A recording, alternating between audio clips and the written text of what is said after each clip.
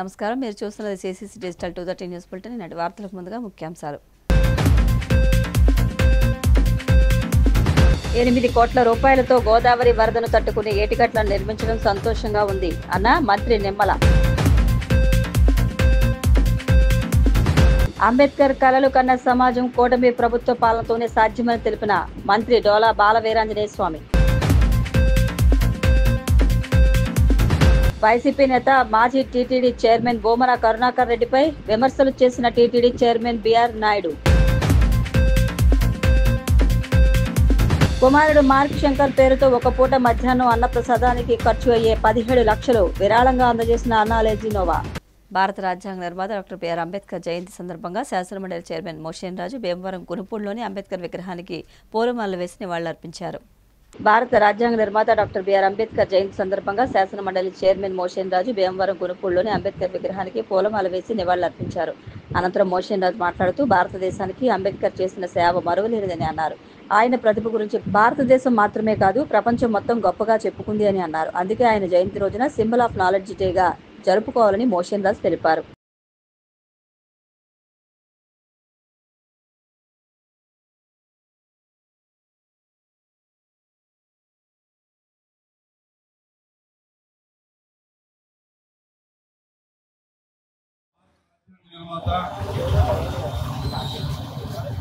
భారతరత్న ఈ దేశం యొక్క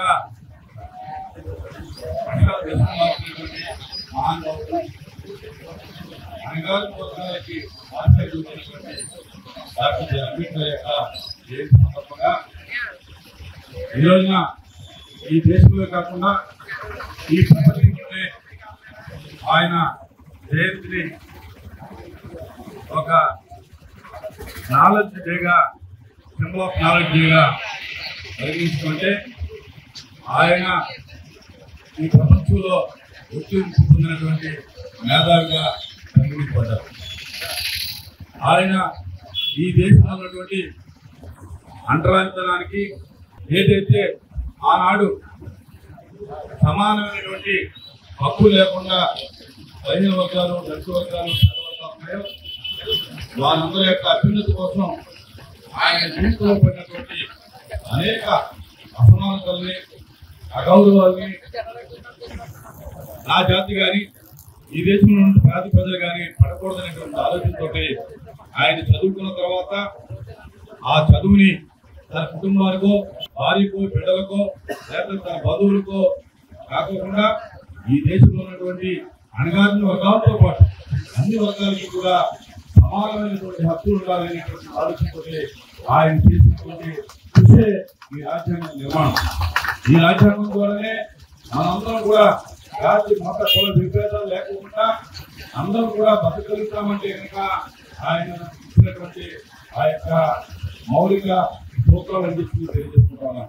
ఎందుకంటే గతంలో ఓటు హక్కు అనేది భూస్వాములకి చదువుకున్న వారికి పన్ను కట్టే వారికి ఉండేటువంటి ఆ పరిస్థితుల నుంచి ఈ రోజున మనకు కావాల్సినటువంటి నాయకుడిని ప్రజాస్వామ్యయుతంగా ఓటు ద్వారా ఎన్నుకునేటటువంటి హక్కుని ఈ దేశంలో పుట్టినటువంటి 18 సంవత్సరాలు నిండినటువంటి ప్రతి వయోజనుడికి కూడా ఓటు హక్కుని కల్పించినటువంటి మహానుభావుడు. మన దేశంలో ఉన్నటువంటి ఏదైతే సంపద కొన్ని వర్గాలకి ఉందో ఆస్తి సంపాదించుకునేటటువంటి హక్కు అందరికీ ఇవ్వడం జరిగింది. అలాగే చదువుకునేటటువంటి హక్కు కూడా అందరికీ ఇవ్వడం జరిగింది. కొంతమంది మాత్రమే కొన్ని వర్గాలు మాత్రమే ఈ దేశంలో చదువుకునేటటువంటి అవకాశం ఉన్నటువంటి ఆ రోజుల్లో మరి చదువు అందరికీ అందాల్సినటువంటి ఆలోచనతో చదువుని అందరికీ ఇవ్వడం జరిగింది.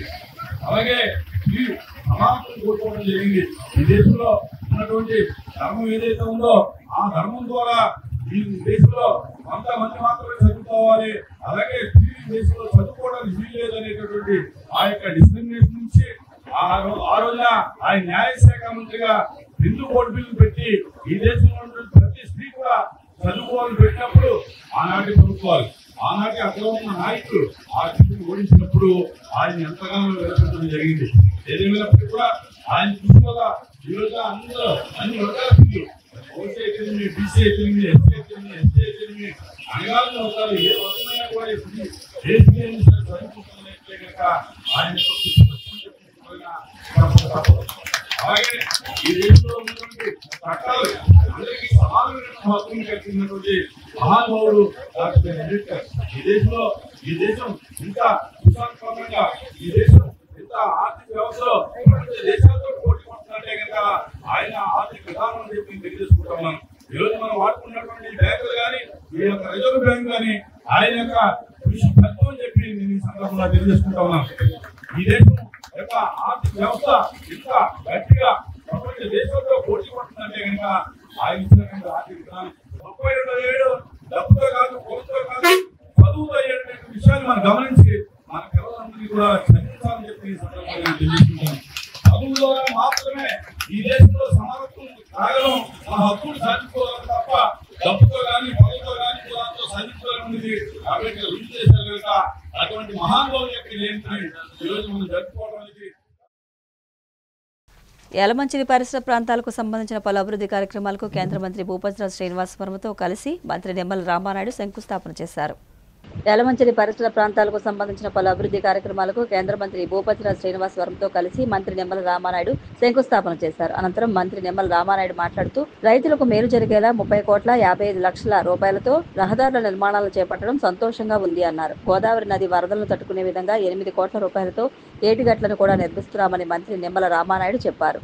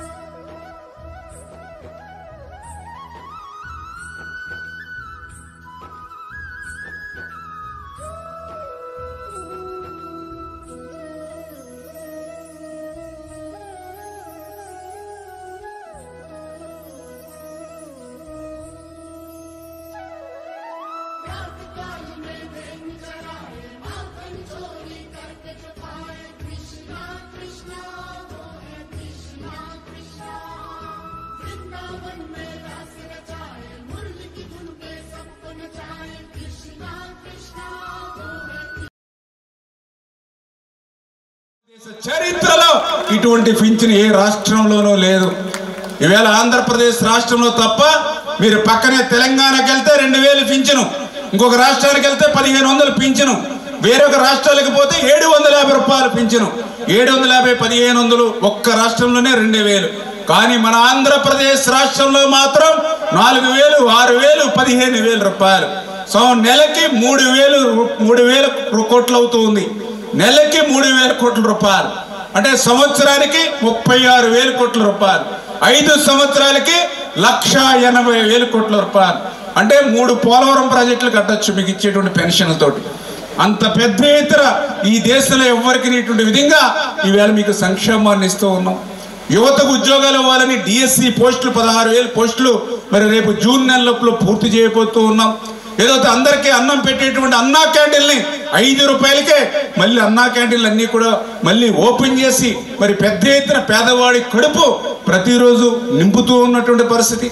మా మహిళలు ఉచితంగా గ్యాస్, ఎందుకంటే ఆ రోజు మేము కూడా చూసాం, ప్రతి ఇంటి ముందు కూడా మళ్ళీ కట్టెలపై కనపడింది. కట్టెలపై కనపడుతుంటే ఏమ్మా గ్యాస్ లేదంటే ఉంది అన్నారు. మరేంటి కట్టెలపై ఏంటని అంటే ఏదైతే వేడి నీళ్ళు దీని మీద కాసుకుంటూ ఉన్నాం, లేదంటే అన్నం కట్టెలపై మీద వండుకొని కూర ఏమో గ్యాస్ మీద వండుకుంటూ ఉన్నాం. అంటే ఆ రకంగా నెలొచ్చే గ్యాస్ 2 నెలలు మెయింటెనెన్స్ చేస్తా ఉన్నాం. ఎందుకంటే 1000-1200 రూపాయలు పెట్టి కొనాలంటే ఇబ్బంది అవుతుందని చెప్పారు. అందుకే చంద్రబాబు నాయుడు గారు, పవన్ కళ్యాణ్ గారు ఆలోచించి నరేంద్ర మోడీ గారి సహకారంతో మీ అందరికీ కూడా సంవత్సరానికి 3 గ్యాస్ సిలిండర్లు ఫ్రీగా మనం ఇచ్చేటువంటి పరిస్థితి. ఎందుకంటే మీ ఆరోగ్యం బాగుండాలని. ఎందుకంటే మీరందరూ కూడా ఆ పుల్లలపై పెట్టుకుని ఉఫ్ఫు ఉఫ్ఫు ఉఫ్ఫు అని ఆ పొగ్గొట్టు పెట్టుకుని ఊదుతూ ఉంటే ఆ గాలి అంతా కూడా నోట్లోంచి లోపలికి మరి ఏదైతే మరి ఊపిరితిత్తుల్లోకి పోయి లంగ్ క్యాన్సర్, లంగ్ ఇన్ఫెక్షన్ ఇటువంటి వస్తువులు ఉన్నాయి. మా వీళ్ళు ఆరోగ్యంగా ఉండాలి. వాళ్ళు ఆరోగ్యంగా ఉండాలని అంటే వాళ్ళకి గ్యాస్ సిలిండర్లు ఇవ్వాలని నరేంద్ర మోడీ గారి సహకారంతో మరి ఈరోజు ఈ రాష్ట్ర ప్రభుత్వం 3 గ్యాస్ సిలిండర్లు ఇస్తూ ఉంది.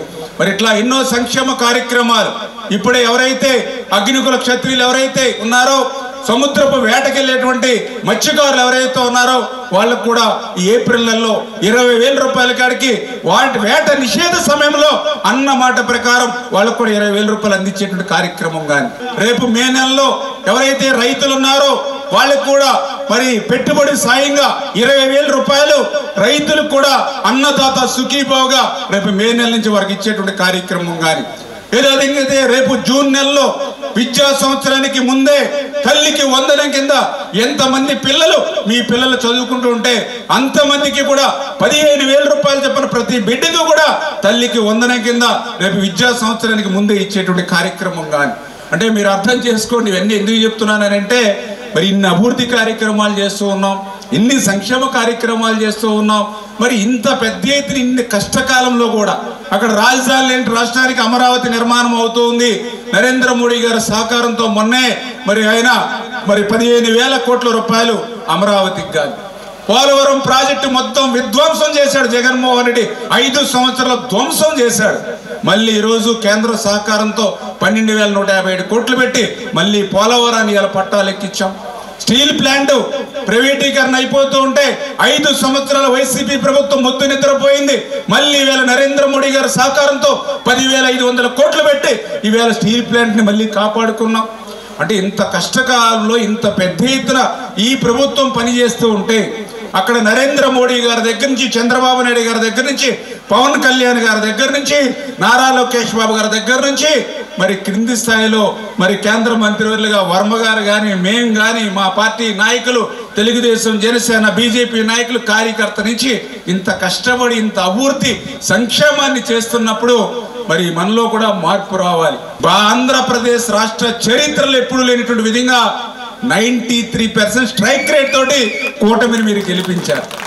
ఈ రోజు ఇంత కష్టపడి ఇంత సంక్షేమం ఇంత అభివృద్ధి చేస్తున్నప్పుడు ఇంకొక పార్టీతోటి ఈ ఆంధ్రప్రదేశ్ రాష్ట్రంతో అవసరం లేదు.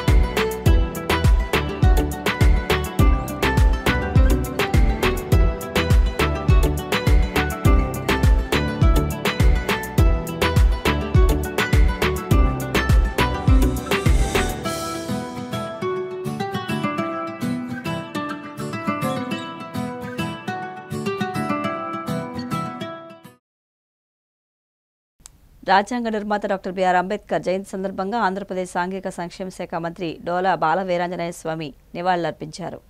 రాజ్యాంగ నిర్మాత డాక్టర్ బిఆర్ అంబేద్కర్ జయంతి సందర్భంగా ఆంధ్రప్రదేశ్ సాంఘిక సంక్షేమ శాఖ మంత్రి డోలా బాల వీరాంజనేయ స్వామి నివాళులర్పించారు. సమాజంలో అణగారిన వర్గాల అభ్యున్నతికి, హక్కుల సాధనకు అంబేద్కర్ చేసిన కృషి చిరస్మరణీయమని అన్నారు. అంబేద్కర్ది విగ్రహం కాదు, దళితుల ఆత్మగౌరవానికి చిహ్నమని కొనియాడారు. అంబేద్కర్ ఆశయ సాధనకు సీఎం చంద్రబాబు చిత్తశుద్ధితో కృషి చేస్తున్నారని అన్నారు. P4తో రాష్ట్రంలో పేదరికం లేకుండా చేయడానికి చంద్రబాబు పాటుపడుతున్నారని చెప్పారు. అంబేద్కర్ కలలు కన్న సమాజం కూటమి ప్రభుత్వ పాలనతోనే సాధ్యమని మంత్రి డోలా బాల వీరాంజనేయ స్వామి అన్నారు. డాక్టర్ బిఆర్ అంబేద్కర్ గారి 134వ జన్మదినోత్సవం సందర్భంగా ఇక్కడికి విచ్చేసినటువంటి సామాజిక న్యాయ స్ఫూర్తితో పోరాటం చేస్తూ అమరావతి నిర్మాణానికి కంకణబద్దులై పేదరికం లేని సమాజ నిర్మాణం కోసం కంకణబద్దులై P4 విధానాన్ని తీసుకొచ్చినటువంటి మన ప్రియతమ నేత ఆంధ్రప్రదేశ్ రాష్ట్ర ముఖ్యమంత్రి వర్యులు శ్రీ నారా చంద్రబాబు నాయుడు గారికి, వేదిక మీద ఉన్నటువంటి బంగారు కుటుంబాలకు, అదేవిధంగా మార్గదర్శి కుటుంబాలకు, ఇతర పెద్దలకు, ప్రజలకు అందరికీ నమస్కారాలు. ఈరోజు రాజధాని ప్రాంతంలో డాక్టర్ బిఆర్ అంబేద్కర్ గారి జన్మదినోత్సవాన్ని జరుపుకోవటం చాలా సుపరిణామం. అమరావతి రాజధాని చుట్టూ రిజర్వ్ నియోజకవర్గాల మధ్యలో ఉన్నటువంటి దళిత రాజధానిగా పిలువబడే ఈ రాజధానిలో ఈ కార్యక్రమానికి చేపట్టడం ముఖ్యమంత్రికి, ప్రభుత్వానికి నేను ధన్యవాదాలు తెలియజేస్తున్నాను. అంబేద్కర్ గారు వారి తండ్రి ఆర్మీలో పనిచేశారు కాబట్టి చిన్నప్పటి నుంచే అదేవిధంగా పనిచేసే నిబద్ధత ముందుకొచ్చారు. ఆ రోజు అస్పృశ్యతలు, ఆర్థిక సమస్యలు ఉన్నప్పటికీ కూడాను కష్టపడి చదివి విదేశాల్లో కూడా వెళ్ళి విద్యను అభ్యసించినటువంటి వ్యక్తి అంబేద్కర్ గారు. అపర మేధావి, ప్రపంచ మేధావి, లండన్ మ్యూజియంలో ఉన్న పుస్తకాలన్నిటి కూడా చదివినటువంటి ఏకైక వ్యక్తి డాక్టర్ బిఆర్ అంబేద్కర్. అంతేకాకుండా ఆర్థిక శాస్త్రంలో 2 PhD డాక్టరేట్లు పొందినటువంటి వ్యక్తి కూడా డాక్టర్ బిఆర్ అంబేద్కర్ గారు. వారు రాజ్యాంగ రచనే కాకుండా సామాజిక న్యాయాని కోసం, అదేవిధంగా కుల వివక్షని తరిమికొట్టేందుకు, ఆర్థిక అంతరాలు తగ్గించేందుకోసం ఈరోజు రాజకీయాలలో ఈరోజు రిజర్వేషన్ కల్పించినటువంటి ఇవన్నీ కూడా డాక్టర్ బిఆర్ అంబేద్కర్ యొక్క చొలవని కూడా తెలియజేస్తున్నాం. ఈ ఎస్టీల అభ్యున్నదే కాకుండా స్త్రీలకు సమాన హక్కులు, అదేవిధంగా రైతులు, కార్మికుల సంక్షేమం కోసం ఎన్నో నిర్ణయాలు తీసుకున్నటువంటి గొప్ప వ్యక్తి డాక్టర్ బిఆర్ అంబేద్కర్ గారు. వారు బహుభాషా కోవిదులు. అంతేకాకుండా వ్యవసాయ రంగంతో పాటు ఇది నీటిపారుదల రంగం మీద కూడా వారు చేసినటువంటి కృషి మరువలేనిదని కూడా తెలియజేసుకుంటూ, ఈ రోజున మనం తీసుకున్నట్లయితే మన ప్రభుత్వం అంబేద్కర్ గారి ఆశయాలకు అనుగుణంగా వారి స్ఫూర్తితో మన గౌరవ ముఖ్యమంత్రి గారు ముందుకెళ్తున్న విషయాన్ని కూడా మనందరం ఒకసారి గుర్తు చేసుకోవాలి. ఈరోజు సమాజమే దేవాలయం, ప్రజలే దేవుళ్ళు అని చెప్పి అన్న ఎన్టీఆర్ గారి స్ఫూర్తితో తెలుగుదేశం పార్టీ సామాజిక న్యాయానికి ముందుకెళ్తే మన చంద్రబాబు నాయుడు గారు డాక్టర్ బిఆర్ అంబేద్కర్ విదేశీ విద్యకి పేరు పెట్టి తీసుకొస్తే గత ప్రభుత్వం ఆ పేరు తీసేసి ఆ రోజు ఆ ముఖ్యమంత్రి పేరు పెట్టుకుంటే మన ప్రభుత్వం రాగానే తిరిగి డాక్టర్ బిఆర్ అంబేద్కర్ ఓవర్సీస్ విద్యానిధి పథకానికి పేరు మార్చడం జరిగింది. ఇది అంబేద్కర్ గారి మీద మన ప్రభుత్వానికి, ముఖ్యమంత్రికి ఉన్న చిత్తశుద్ధి తెలియజేస్తా ఉంది. గత 5 సంవత్సరాల్లో ఎస్సీ ఎస్టీ సంఖ్యగా విస్మరించారు. 50% మించి ఖర్చు పెట్టకుండా మేము వసతి దీవెన చెప్పామని చెప్పేసి వాళ్ళు చేసినటువంటి పరిస్థితులు ఉన్నాయి. ఈ రోజు ఇక్కడే శిలాఫలకం వేశారు ముఖ్యమంత్రి గారు. 100 కోట్లు, ప్రభుత్వం వచ్చి 10 నెలలు 100 కోట్ల రూపాయలతో 29 సోషల్ వెల్ఫేర్ హాస్టళ్ల నిర్మాణానికి శంకుస్థాపన చేస్తే అది మన ప్రభుత్వ చిత్తశుద్ధి. 58 కోట్ల రూపాయలు పెట్టి మన జగజ్జీవన్ రావు గారి బర్త్డే సోషల్ వెల్ఫేర్ హాస్టల్లో, గురుకుల పాఠశాలలో టాయిలెట్స్ కోసం 58 కోట్ల రూపాయలతో శంకుస్థాపన చేయడం జరిగింది. 143 కోట్ల రూపాయలతో ఉమ్మడి ఆంధ్రప్రదేశ్లో కూడా ఎప్పుడూ చేయనంత విధంగా హాస్టళ్ల పునర్నిర్మాణం, నవీకరణ కోసం నిధులు కేటాయించింది కూడా గౌరవ ముఖ్యమంత్రి మన ప్రభుత్వాన్ని తెలియజేసుకుంటూ, రేపు విద్యా సంవత్సరం నుంచి నాణ్యమైన బియ్యం అన్ని గురుకుల పాఠశాలలో, అదేవిధంగా మనకున్నట్టు మన మధ్యాహ్న భోజనంలో కూడా పెట్టేందుకు ముఖ్యమంత్రి గారు చర్యలు తీసుకోవాలని తెలియజేసుకుంటూ, కొత్తగా అంబేద్కర్ స్ఫూర్తితో పేదరికం లేని సమాజ నిర్మాణం కోసం కంకణబద్దులై ఉగాది రోజున అమరావతిలో ప్రారంభించినటువంటి పేదరికం లేని సమాజంలో భాగంగా P4 బంగారు కుటుంబాలు ఎవరైతే సమాజంలో 15% ఉన్నటువంటి పేదలకి, సమాజంలో వృద్ధి చెందినటువంటి 10% ఉన్నటువంటి మార్గదర్శులు హ్యాండ్ హోల్డింగ్ తీసుకొని వాళ్ళని ఆర్థికంగా, విద్యాపరంగా అన్ని విధంగా అభివృద్ధి చేసే విధంగా ఒక కొత్త పాలసీని గౌరవ ముఖ్యమంత్రి. తిరుమల తిరుపతి గోశాలలో వందలాది గోవులు మరణించాయంటూ వైసీపీ విమర్శిస్తున్న నేపథ్యంలో టీటీడీ చైర్మన్ బీఆర్ నాయుడు గోశాలను పరిశీలించి అధికారులను అడిగి వివరాలు తెలుసుకున్నారు.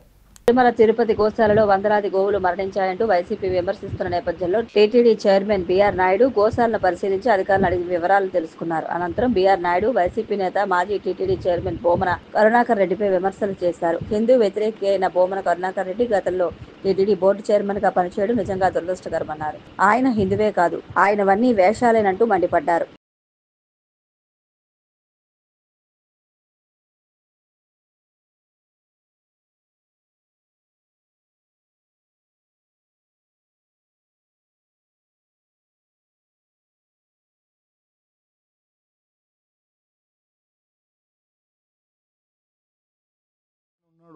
హరినాథ్ రెడ్డి అని ఇందులో పనిచేశాడు. ఆయన పోతా కొన్ని మార్ఫింగ్ చేసి ఆయన దగ్గర రికార్డు ఉంటుంది, ఇంట్లో పెట్టుకున్నాడు. ఆ స్టాంపేడ్ జరిగినప్పుడు ఈయన ముఖ్య కారకుడు. నా డౌట్ ఏంటంటే ఆ భాగంలో ఈయన కూడా ఒక ఇన్సిడెంట్ జరగటంలో 2000-3000 మంది తొక్కిసలాట ఎప్పుడు ఇంట్లో ఒక 50,000 1,00,000 2 లక్షలు ఉంటే ఏమైనా తొక్కిసలాట ఉండొచ్చు. దీన్ని బట్టి వేస్తే టార్గెట్ చేశారు, వాళ్ళు హిందువుల మీద టార్గెట్ చేశారు. దీన్ని ఎట్లాగైనా టీటీడీలో బ్లేమ్ చేస్తే మనం అంతా హీరోలు అయిపోతాం, జీరోలు అయిపోతారని నాకు తెలియదు. దేవుడితో పెట్టుకున్నాడు, దేవుడు బాగుపడదు. అసలు కరుణాకర్ రెడ్డి గారి మీద క్రిమినల్ కేసు పెట్టమని చెప్పి బోర్డు సభ్యుడిగా నేను పెడతామండి, డెఫినెట్ గా పెడతాం. చాలా చోట్ల ఈ కేసులు బుక్ అవుతాయి. కొంతమంది తెలుసు కదా ఏమైందో, ఎట్లా తిరుగుతున్నారు కోర్టు చుట్టూ, చుక్కలు చూపిస్తాము ఆయనకి. మామూలుగా ఉండదు, తమాషాలు చేస్తున్నారు అందరూ.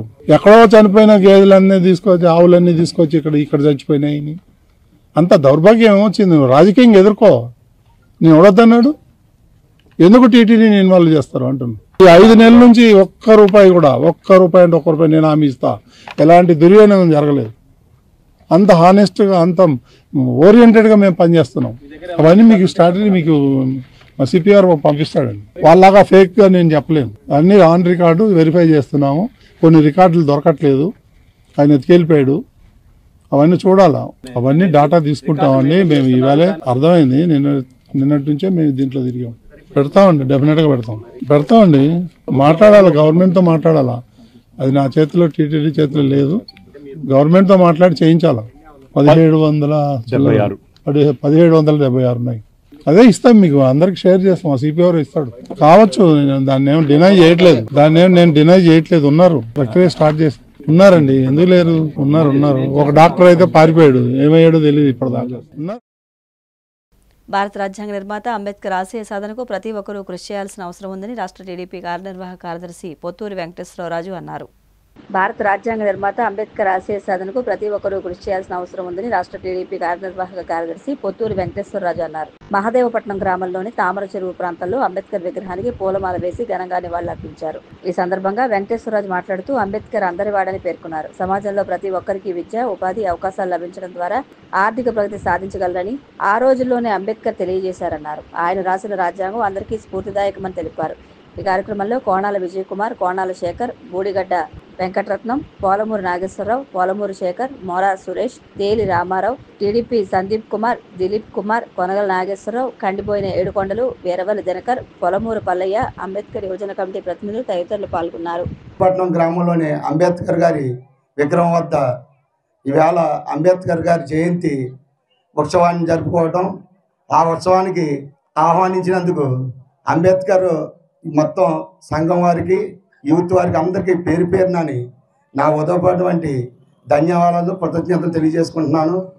ఏంటంటే అంబేద్కర్ గారు మన భారత రాజ్యాంగాన్ని ఆయన రచించి, ఆయన కుల మతాలతోటి సంబంధం లేకుండా ప్రతి ఒక్కరూ కూడా సమానంగా ప్రతి ఒక్కరిలోని ప్రవహించేది ఒకే రక్తం అని ఆయన ఈ రాజ్యాంగాన్ని నిర్మించి ఒక శక్తివంతమైనటువంటి భారతదేశాన్ని ఆయన రాజ్యాంగం ద్వారా భారతదేశం ఏర్పడటం జరిగింది.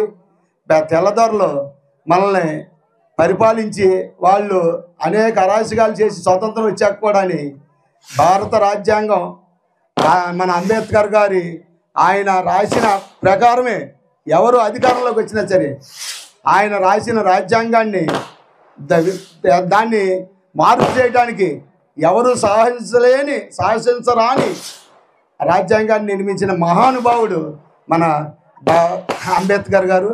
ఆయన్ని మనం అందరూ కూడా డాక్టర్ బిఆర్ అంబేద్కర్ ఆశయ సాధనకు కృషి చేయాలని ఉండి నియోజకవర్గం కాంగ్రెస్ పార్టీ ఇన్ఛార్జ్ వేగ్నేస్ వెంకట గోపాలకృష్ణరాజు అన్నారు. డాక్టర్ బిఆర్ అంబేద్కర్ ఆశయ సాధనకు కృషి చేయాలని ఉండి నియోజకవర్గం కాంగ్రెస్ పార్టీ ఇన్ఛార్జ్ వేగ్నేస్ వెంకట గోపాలకృష్ణరాజు అన్నారు. కాలమండలంలో డాక్టర్ బిఆర్ అంబేద్కర్ జయంతి వేడుకలు ఘనంగా నిర్వహించారు. కాంగ్రెస్, తెలుగుదేశం, బీజేపీ, జనసేన పార్టీ నాయకులు ఈ సందర్భంగా అంబేద్కర్ విగ్రహానికి పూలమాలలు వేసి నివాళులర్పించారు. భారత రాజ్యాంగ నిర్మాతగా, భారతదేశ తొలి న్యాయశాఖ మంత్రిగా ఆధునిక భారత సమాజ నిర్మాణానికి పునాదులు వేశారని గుర్తు చేసుకున్నారు. ఈ కార్యక్రమంలో గ్రామ సర్పంచ్ బందా విజయ, టీడీపీ గ్రామ పార్టీ అధ్యక్షులు పెంటపాటి వెంకట నాగేశ్వరరావు, వెంకట సోళదాసి గంగయ్య, కొల్లి సత్య శ్రీనివాస్, తాళ్లూరి రాజ్ కుమార్, బండారు సోమేశ్వరరావు తదితరులు పాల్గొన్నారు. భారత రాజ్యాంగ విధాత డాక్టర్ బిఆర్ అంబేద్కర్ అంటే ఎంతో గొప్ప నాయకుడు. అటువంటి నాయకుడిని ఈ భారతదేశానికి అవసరం అని చెప్పి ఈ భారతదేశానికి మొట్టమొదటి నెహ్రూ గారి కేబినెట్ లో న్యాయ వృత్తిని, అప్పటికే అంబేద్కర్ గారు న్యాయశాస్త్రం అంటే ఈ న్యాయశాస్త్రం చదివించి న్యాయ వృత్తిని అభ్యసించినటువంటి తెలివైన అంబేద్కర్ గారికి న్యాయశాఖ మంత్రి ఇవ్వాలని చెప్పి ఆలోచనతో న్యాయశాఖ మంత్రి ఇచ్చి ఈ గొప్ప కార్యక్రమాన్ని ఓడల ఈదిన అంబేద్కర్ బొమ్మ ఏర్పాటు చేసుకుని వారికి ఇంతకాలమైనా సరే ఇంత రాజ్యాంగం రాసింది చాలా మంది రాశారు, కానీ ఇలా నిలబడలేదు ఏ దేశంలోని కూడా. ఇంత గొప్ప రాజ్యాంగ విధాత అయినటువంటి అంబేద్కర్ గారికి మరి ఈ కమిటీ వారు ఇలా చేసుకోవటం చాలా అభినందనీయం. 134వ జయంతి శుభ సందర్భంగా కులాలకు అతీతంగా మతాలకు అతీతంగా ఆయన స్ఫూర్తి అందరూ ఆశిస్తారని చెప్పని కోరుతున్నాను. ఆశయాల్ని ఎంతో మందికి కులాలకు కూడా అన్ని మతాలకు కూడా చెందిన చెప్పి నేను మనసారా వేడుకుంటున్నాను. జై అంబేద్కర్. భారతరత్న డాక్టర్ బిఆర్ అంబేద్కర్ ఆశయ సాధన కృషి చేయాలని ఎంపీటీసీ పీవీఆర్కే ఆంజనేయరాజు అన్నారు. భారతరత్న డాక్టర్ బిఆర్ అంబేద్కర్ ఆశయ సాధన కృషి చేయాలని ఎంపీటీసీ పీవీఆర్కే ఆంజనేయరాజు అన్నారు. ఉండి మండలం వాండ్రం గ్రామంలో 134వ అంబేద్కర్ జయంతి సందర్భంగా కేక్ ను కట్ చేసి అంబేద్కర్ విగ్రహానికి పూలమాలలు వేసి నివాళులు. ఈ కార్యక్రమంలో టీడీపీ గ్రామ పార్టీ అధ్యక్షులు కందుల బలరాం కృష్ణ, శ్రీనివాస్, మాజీ సర్పంచ్ రెడ్డిపల్లి సత్యనారాయణ, పోసపాటి సత్యబాబు తదితరులు పాల్గొన్నారు.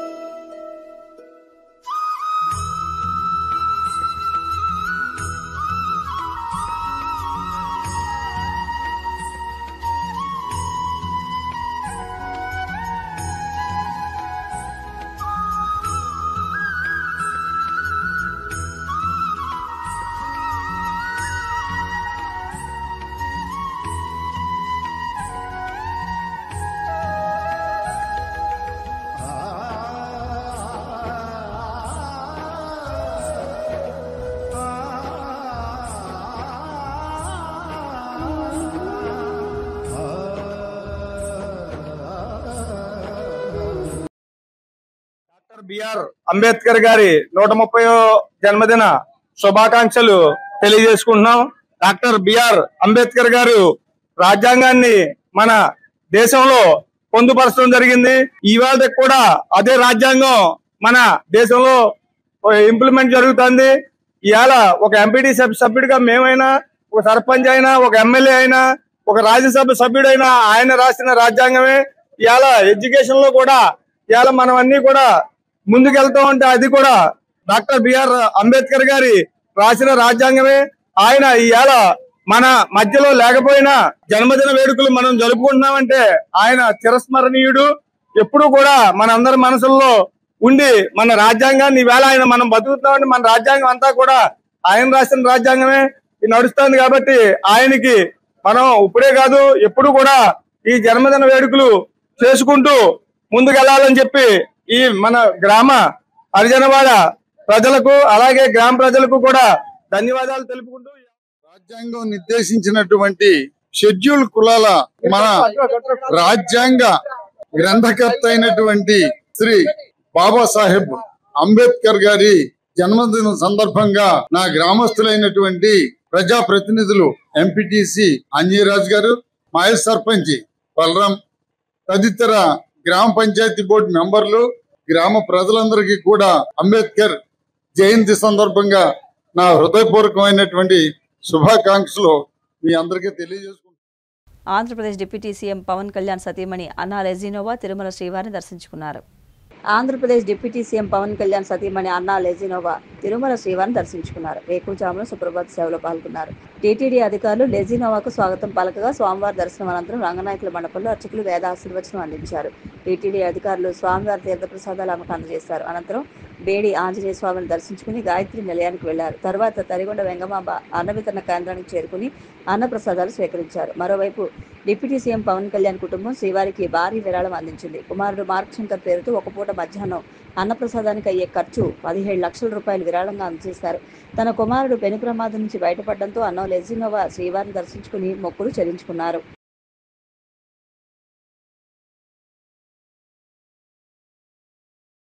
వార్తలు ముగించే ముందు ముఖ్యాంశాలు మరొకసారి. 8 కోట్ల రూపాయలతో గోదావరి వరదను తట్టుకుని ఏటిగట్లను నిర్మించడం సంతోషంగా ఉంది అన్న మంత్రి నిమ్మల. అంబేద్కర్ కలలు కన్న సమాజం కూటమి ప్రభుత్వ పాలనతోనే సాధ్యమని తెలిపిన మంత్రి డోలా బాలవీరాంజనేయ స్వామి. వైసీపీ నేత మాజీ టీటీడీ చైర్మన్ బోమన కరుణాకర్ రెడ్డిపై విమర్శలు చేసిన టీటీడీ చైర్మన్ బిఆర్ నాయుడు. కుమారుడు మార్క్ శంకర్ పేరుతో ఒక పూట మధ్యాహ్నం అన్నప్రసాదానికి ఖర్చు అయ్యే 17 లక్షలు విరాళంగా అందజేసిన అన్నా Lezhneva. CCC digital 230 news bulletin ఇంతటితో సమాప్తం. నమస్కారం.